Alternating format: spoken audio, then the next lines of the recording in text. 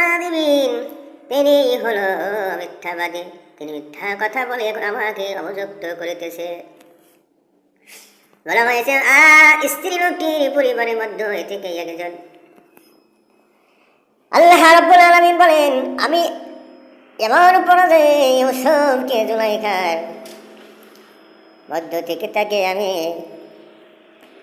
এত সুন্দর পরিকল্পনা করে আমি ইউসুফকে সত্যে পরিণত করে দিলাম।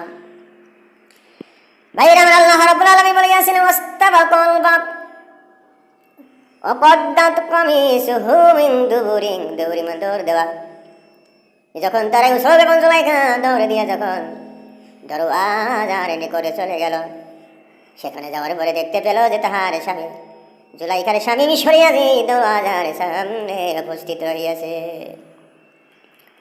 আর সঙ্গে সঙ্গে জুলাইখা বলে উঠল, রে মিশরী আজিজ, আমার স্বামী আপনার সেই বিশ্বাসত কামের লোক দাস আমার সঙ্গে অপকর্ম করার জন্য ইচ্ছা পোষণ করেছিল।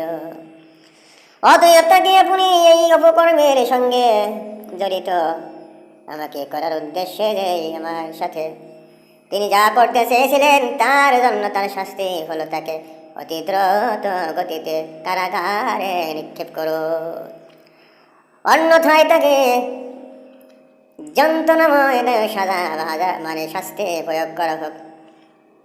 আবার বলা হয়েছে ইউসুফ আলাইহিস সালাম